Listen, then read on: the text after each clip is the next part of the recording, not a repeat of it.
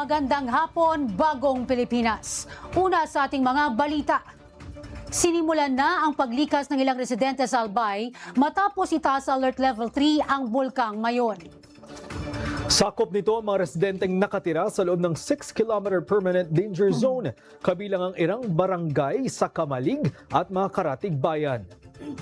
Kasabay nito, mas pinaigting ng otoridad ang seguridad at koordinasyon para sa maayos na evacuation.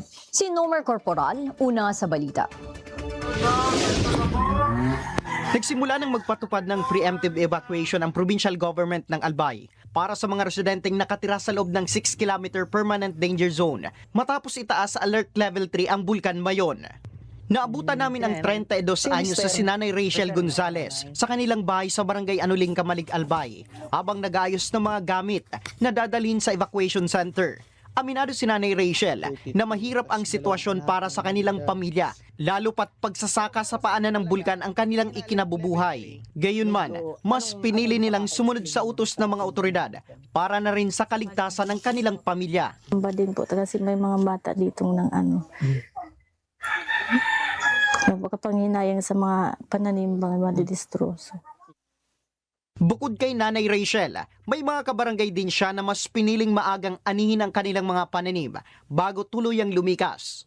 Ayon sa datos ng lokal na pamahalaan, umabot na sa 100 at 66 na pamilya o 578 individual ang inilikas mula sa Barangay Anuling, Barangay Kirangay at Barangay Suwa. Ang hinahanap buhay po talaga dito is pagtatanim, kaya hindi lang si IDPs ang affected, even din po si mga residents namin na nakatira na doon sa relocation site. Affected din po sila kasi yung kabuhayan nila is nandito po. Mapapansin din ang mas mahigpit na pagbabantay ng pulisya sa mga border control point upang matiyak na walang makakapasok at walang maisasagawang aktibidad sa loob ng 6-kilometer permanent danger zone. Andito po tayo, i-maintain po natin yung ating border control point para po dun sa mga papasok. So wala po tayong papayagan muna, sir. For the meantime na nag-aalboroto po si Mayon.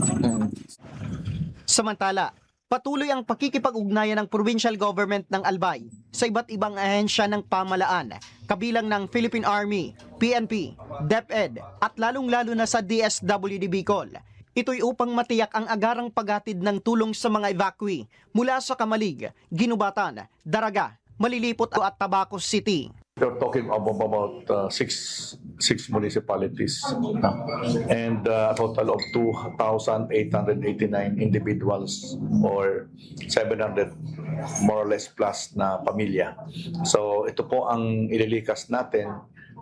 Ito ang kailangan para sa safety purposes sa mga evacuation center. Kaugnay nito, umaasa ang mga otoridad sa kooperasyon ng mamamayan at sa maagang pagsunod sa mga abiso para sa kanilang kaligtasan. Nauna sa balitang totoo at laging bago, Nomer Corporal, Alaunas sa Balita, Congress TV.